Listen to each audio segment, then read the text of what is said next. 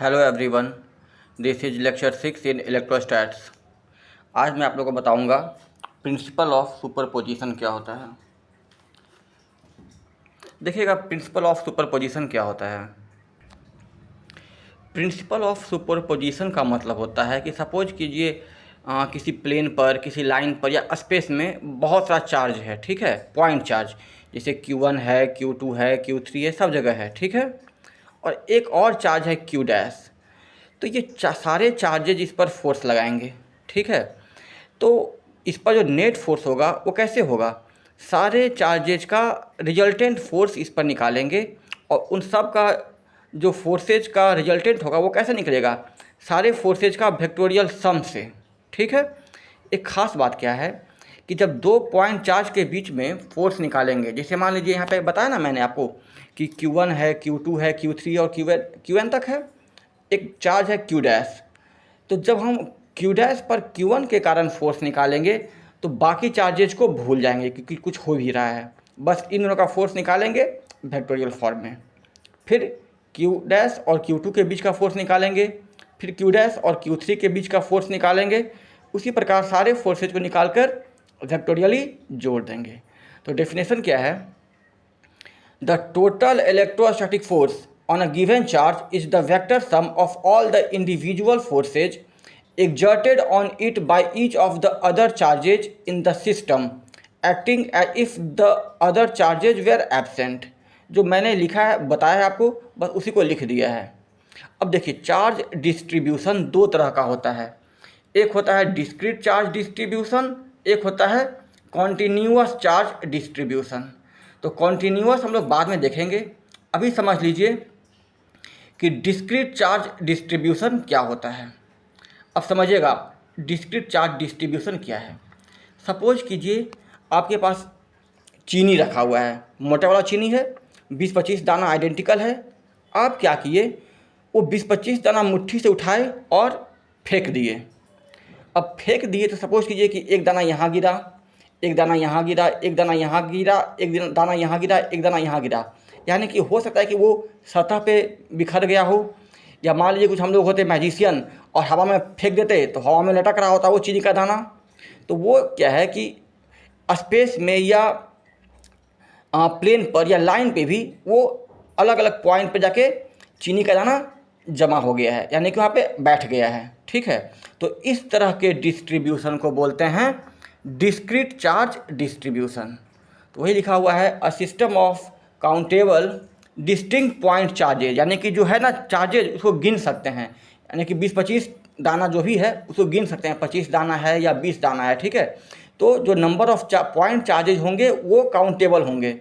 Distinct point charges located at a specific positions in a space rather than being spread out over a continuous volume area और line.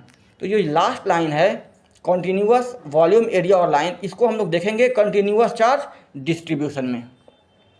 अब समझिए क्या हो रहा है कि स्पेस है, कोई Q1 चार्ज है, उसका दूरी Q डैश से R1 है, ठीक है।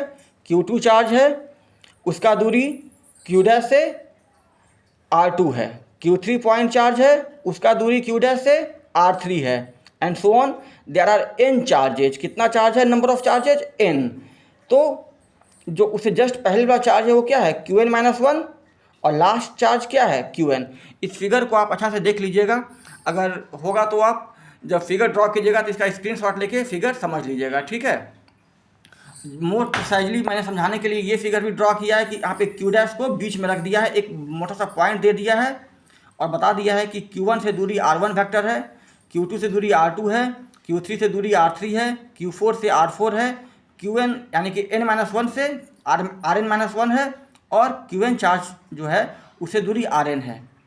तो पहले हम निकालेंगे Q डैश पे फोर्स ड्यू टू Q1। तो हम लोग जान गए हैं ये कूलम्ब्स लॉ से कि दो चार्ज के बीच का दूरी, ये फोर्स कितना होता है, K Q1 इंटू Q2, वो क्या है Q1 इंटू Q डैश, दूरी कितना है R1, तो क्या हो जाएगा R1 स्क्वायर R1 कैप। उसी प्रकार F2 कितना हो जाएगा, K Q2 Q dash by R2 square R2 cap. F3 K Q3 Q dash by R3 square R3 cap, and so on.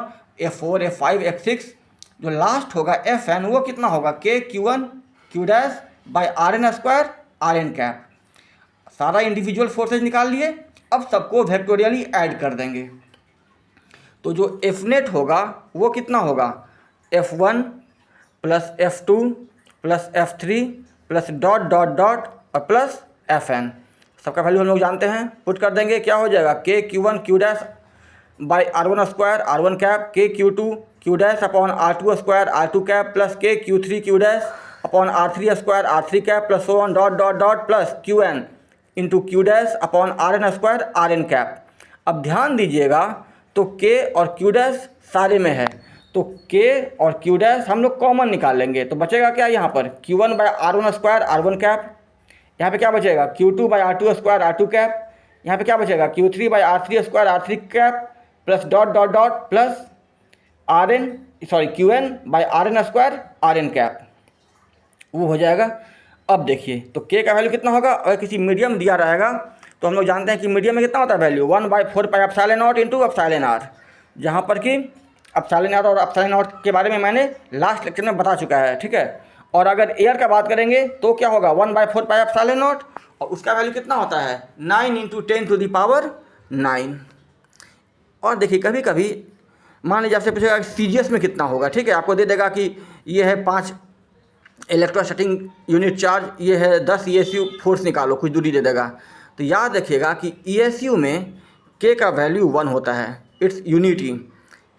कितना होता है हम लोग का यहाँ पे SI में 9 इंटू 10⁹9 वैक्यूम या एयर में, लेकिन वही K का वैल्यू CGS सिस्टम में 1 लेते हैं।